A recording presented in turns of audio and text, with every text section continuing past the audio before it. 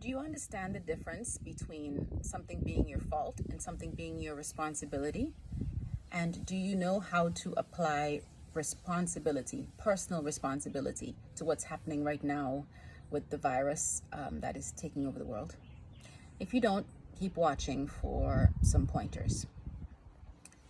Firstly, let me start off by saying that we all know what's happening in the world right now. It's a terrible time for almost everyone. I don't think there's any place in the world that hasn't been touched by the pandemic aside from Antarctica so far. So everybody at this point is living through what's happening collectively to us all. However, what I'm finding, and the reason that I'm choosing to do the video today and to go in a slightly different direction from the tone of my normal videos, is because I'm finding that people are taking this challenge that we're faced with and they are framing it in such a way where they're making themselves victims. They are pointing fingers, they're assigning blame, they are finding ways to be overtly or subtly racist or xenophobic. They are using it as an excuse to forward misinformation and deliberately mislead people just to be mischievous or for whatever reason. Who knows, really? I can't understand the mindset of somebody that would do something like that. But it's an opportunity for us to really stop and really look at what's happening and make better decisions. And in light of what's happening, I wanted to highlight, for those of you who do not know, who've never given it any thought, the difference between fault and responsibility. Now, fault, by its very nature, implies the past. Something has happened and someone needs to pay the price. They need to fix it. They're the ones to blame. They're the ones to be held accountable for whatever has happened. Responsibility is the present tense. It is what happens from the moment that incident has happened. What choice are you making in your own life, and how are those choices going to impact what happens to you in the future? Now, let's put it in simple terms. You're sitting at home, someone knocks on the door. You open the door and there is a baby on your doorstep. Do you just close the door and go back inside and go back to what you were doing because it's not your fault that somebody dropped their baby there, but that is now your responsibility? Something happens to you in your life that is unpleasant. Like, for instance, right now, there are people who are losing their jobs, who are being laid off, who are being made redundant, whose companies are closing. It is not their fault that it has happened, but what they choose to do with the information and the time going forward is entirely their responsibility. They are not allowed to spend the next 2 months, 6 months, 1 year, whatever it is, pointing fingers backward and saying, if it weren't for these people, or if it wasn't for this decision, or if it wasn't for XYZ, I wouldn't be where I am. And that's not how it works. And you have to appreciate, and it's time for us as a collective to reframe our mindsets, because you have to appreciate that everybody gets dealt from the same pack of cards. Some of us have aces and kings and queens. Some of us have deuces and threes and fours. And some of us have the jokers. But what we are dealt doesn't determine whether we win at the game of life. What we do with the cards that we're dealt is what determines who comes out on top. And you need to start looking around and identifying the people you consider to be the people who are mastering their lives, and see the mindset that those people have, and start to, as much as possible, mirror those mindsets in your own life. For argument's sake, right now you're in, and we are all in, a very precarious position. We're all anxious, we're all unsure, we are all facing what could be an insurmountable challenge. We have the choice to choose, number one, to be optimistic.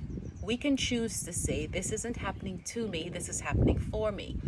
Let's just say you've been in this job for 10 years and it's a dead-end job and you know it. And if you want to look for tips on how to choose to get out of a job if you haven't already been laid off, I do have a video about that.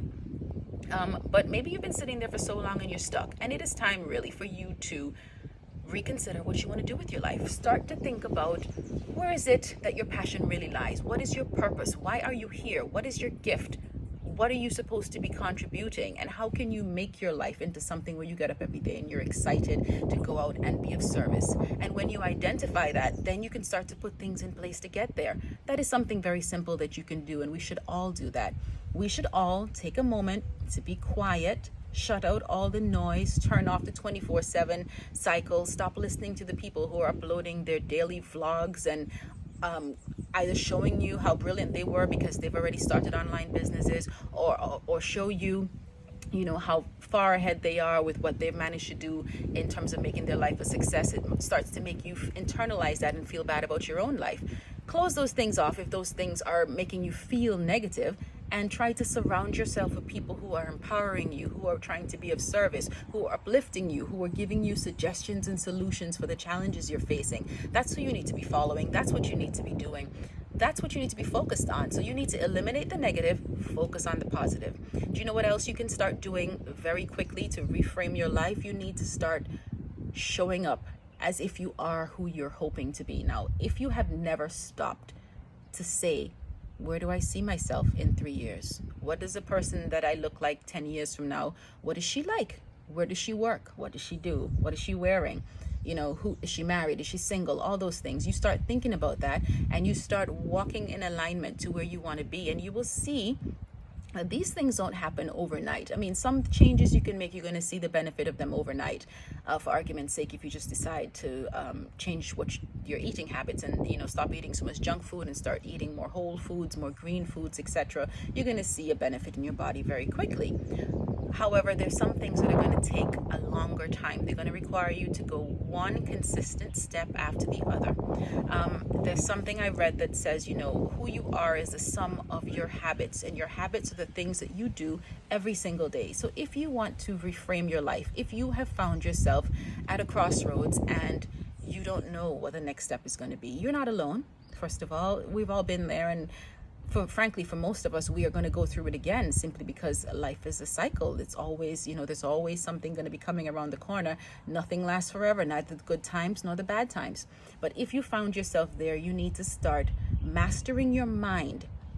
You need to speak to yourself as though you were your own best friend. You know, if your best friend were to call you now and say, oh my God, I just got laid off and I don't know what I'm going to do, you would tell your best friend, listen, you know, you have every right to be upset about this. This is a terrible thing to happen, but this is an opportunity for you. You would encourage them. You would send them uplifting messages every day. You would find a way to assist them and to be there for them.